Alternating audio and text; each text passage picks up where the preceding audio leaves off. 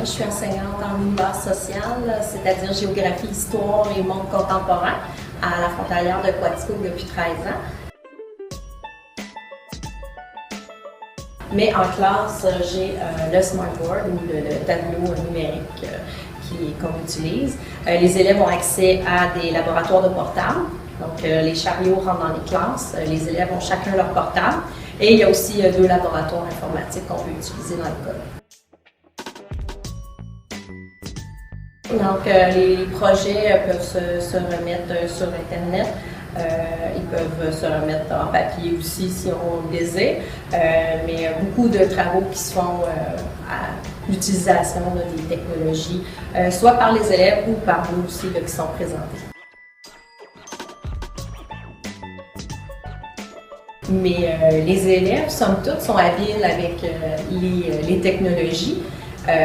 On se rend compte avec le temps que c'est au niveau de la recherche.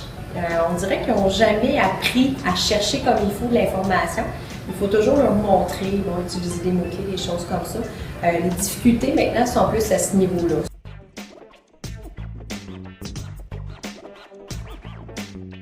C'est vraiment de l'utiliser comme un outil, non pas un projecteur.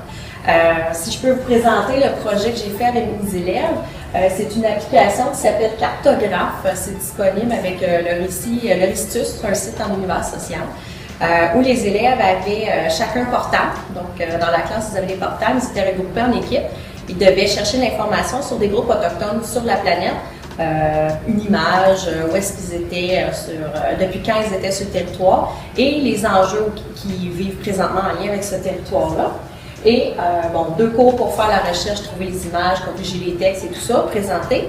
Et ensuite, on travaillait sur la carte. Dans le fond, cette carte-là était affichée et elle était vierge au début.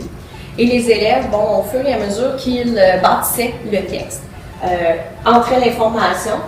Ils entraient sur ma carte avec le réseau de partage. Donc, si on partage l'adresse sur Internet par courriel, les élèves vont se brancher, ont un code d'accès, ce qui fait que moi, je sais qui travaille, quelle équipe ont travaillé sur quel groupe autochtone, qui sont les collaborateurs.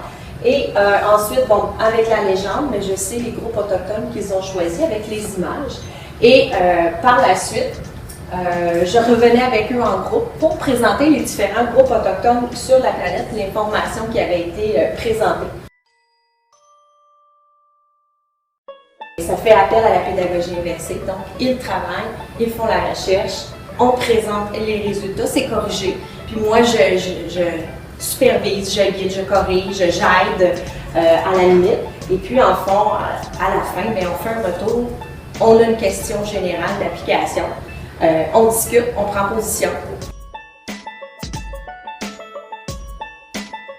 Il faut les habituer. Une fois qu'ils sont aussitôt, oui, c'est nouveau, ils sont tentés d'aller sur certains sites, mais une fois que c'est accessible, ils ont Internet à la maison, ils ont Internet à l'école, ils ont Internet sur leur iPod, un peu partout, ils se rendent compte que c'est un outil plus qu'une distraction.